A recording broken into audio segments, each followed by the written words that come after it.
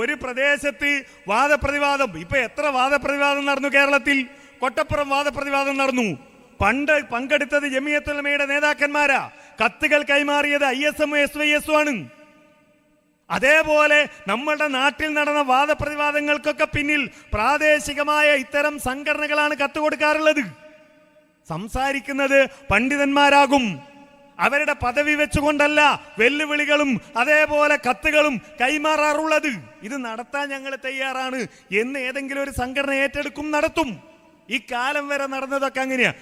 ഒരു KJUവിന്റെ സെക്രട്ടറി ആകുമ്പോൾ ഒരു KJUവിന്റെ ചരിത്രമെങ്കിലും, കേരളത്തിന്റെ ചരിത്രമോ ഇസ്ലാമിന്റെ ചരിത്രമോ ഇനി പ്രസ്ഥാനത്തിന് KJUവിന്റെ ചരിത്രമെങ്കിലും അയാൾക്ക് അറിയണ്ടേ? അയാളിപ്പോൾ പറഞ്ഞത് വെച്ചാൽ KJU ആർക്കും സംവാദത്തിന് കത്ത് കൊടുക്കാറില്ല, അല്ലെങ്കിൽ KJU ഒന്നും സംവാദത്തിന് പോകാറില്ല എന്നാണ്. എൻ്റെ കയ്യിലുള്ളത് പരപ്പനങ്ങാടിയിൽ വെച്ച് നടന്ന വാദപ്രതിവാദത്തിൻ്റെ കത്ത് ഇടപാടിൻ്റെ രേഖയാണ്. പരപ്പനങ്ങാടിയിൽ സമസ്ത കേരള ജംഇയ്യത്തുൽ ഉലമയും മുജാഹിദുകളും നടന്നത്.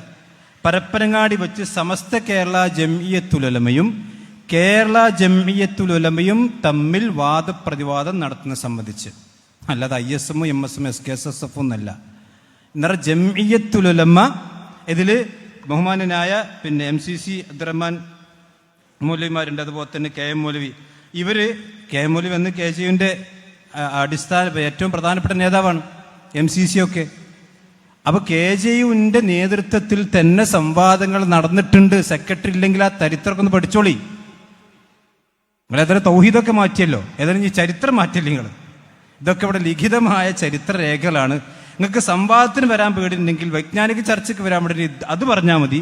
അതല്ലാതെ KJU ആരോടും വൈജ്ഞാനിക ചർച്ചയ്ക്ക് പോയിട്ടില്ല, സംവാദത്തിന് പോയിട്ടില്ല എന്നുള്ള തനിച്ച ബോഷ്ക്ക് വിഡ്ഢിത്തം, ചരിത്രപരമായ വിഡ്ഢിത്തം നിങ്ങൾ ഒരിക്കലും പറയരുത് എന്നാണ് ആ വിഷയത്തിൽ പറയാനുള്ളത്.